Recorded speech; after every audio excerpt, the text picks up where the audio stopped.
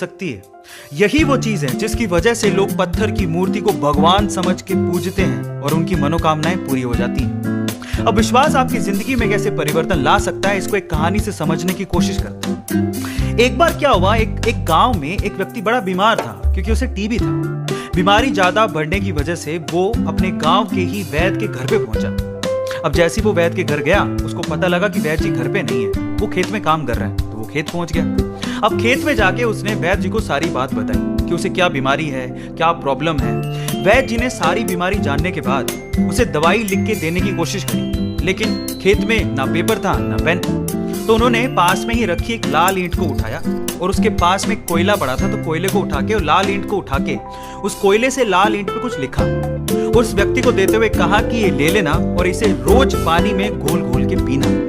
अब प्रॉब्लम ये थी कि वो व्यक्ति अनपढ़ था, वो वैद्य जी की बात को ठीक से समझ नहीं पाया, लेकिन वो उस ईंट को लेके घर चला गया और 3 महीने बाद वापस लौट के वैद्य जी के पास आया और कहता है कि वैद्य जी, आपके द्वारा दी गई दवाई से मैं आधा तो ठीक हो चुका हूँ, अगर आप मुझे वो दवाई दोबारा दे दें तो शायद मैं पूरा ठीक हो जाऊं। तो वैद्य जी ने कहा, मैंने तुम्हें दिया तो था। तो व्यक्ति क्या कहता है, ध्यान से सुनिएगा। वो व्यक्ति कहता है कि ईंटें तो हमारे घर पे भी पड़ी हैं, लेकिन उस ईंट पे जो आपने मंत्र फूंक के दिया था, अगर वो दे दें तो मेरा काम बन जाए। तो वैद्य जी हैरान रह गए। उन्होंने पूरी बात पूछी तो पता लगा कि वो व्यक्ति पिछले 3 महीने से उस ईंट को पानी में घोल घोल के पी रहा है, लेकिन फिर भी वैद्य जी ने उसको कुछ नहीं कहा, सच्चाई बताई नहीं। पता है क्यों?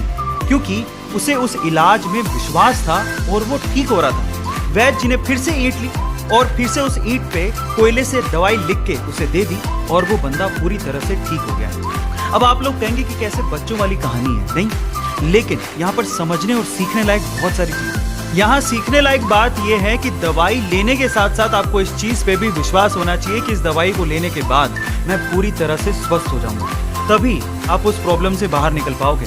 और ये सेम चीज आपकी जिंदगी में भी लागू होती है। अगर आपको अपने आप पे और अपने आइडिया पे पूरा विश्वास है तो एक ना एक दिन आप सफल जरूर हो जाओगे। बस अपना विश्वास डगमगाने मत दीजिए।